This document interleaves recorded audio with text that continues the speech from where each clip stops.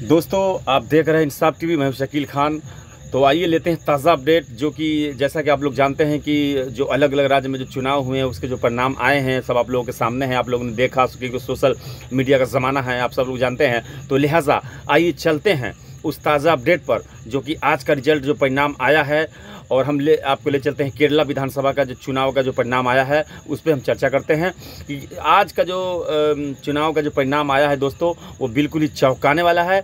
और जो अंधभक्त है, जो मोदी का और बीजेपी का जो अंधभक्त है, उन सब के आंखों से हटने वाला है।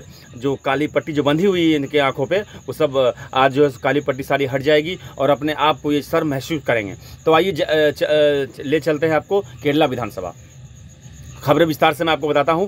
जैसा कि आप जानते हैं कि अलग अलग चुनाव के अलग अलग परिणाम आए हैं, तो आज का जो परिणाम आया है वो बिल्कुल चौंकाने वाला है। और केरला विधानसभा में का जो आज परिणाम है वो सुनकर आप रह जाएंगे दंग।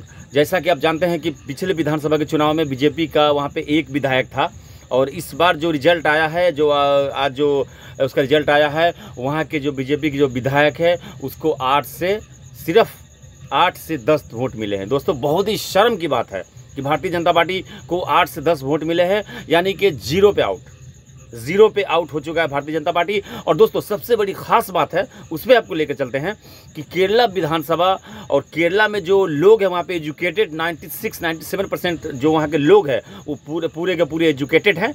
और इस बात से दोस्तों समझने की ज़रूरत है, आपको समझदार हो। मैं आपको इशारे में बता देता हूं, क्योंकि समझदार के लिए इशारा काफ़ी होता है। जैसा कि आप जानते हैं कि 96 से 97% लोग जो वहाँ के एजुकेटेड है, उन लोगों ने किस तरीके से बीजेपी को नकारा है आप देख सकते हैं। आप खुद समझदार हैं कि देखिए कि पढ़े लिखे लोगों में और अनपढ़ लोगों में और जो साक्षर लोगों में किस तरह का डिफरेंट है, किस तरह का फ़र्क है। वो आज केरला विधानसभा का जो रिजल्ट आया है वो बिल्कुल क्लियर कर दिया है कि वहाँ के जो लोग हैं वो किस तरह की सरकारें चाहती हैं, और सरकारें किस तरीके से अपने काम में अपने नाकामियों को छुपाने के लिए दिस डैट में लगी रहती हैं। कभी कोरोना है तो कभी ये है तो कभी वो है, तो कभी बहुत सारी बातें हैं जो लोगों को गुमराह किया जाता है सरकार के द्वारा। तो आज का जो परिणाम है वाकई में काबिल तारीफ़ है, और मैं केरला के जनता को सैल्यूट करता हूं कि उन्होंने बीजेपी को मुंह तोड़ जवाब दिया है। और किस तरीके से जो देश का जो अर्थव्यवस्था है माइनस पे चल रहा है, पाकिस्तान, बांग्लादेश, भूटान और भी कई सारे जो छोटे छोटे भारत के देश है जो भारत से हेल्प लिया करते थे, आज भारत ही उससे हेल्प ले रहा है। तो ये सब किसका देन है? मोदी का देन है। तो आप लोग सब लोग जानते हैं कि ऐसा पीएम भारत के इतिहास में कभी ना आया था और ना आएगा, जो देश का बेड़ा गर्क करके रख दिया है और देश को पूरा का पूरा जो है सो 50 साल पीछे यानी कि बैक फुट पे लाकर खड़ा कर दिया है। और जो यहाँ के लोग हैं वो इसको जो अंधभक्त है वो समझने को तैयार नहीं है।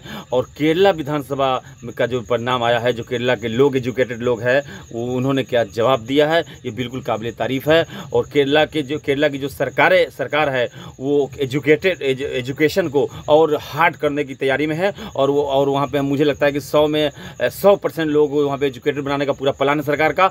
और दोस्तों ये परिणाम यानी कि तबीयत खुश करने वाला परिणाम है दोस्तों।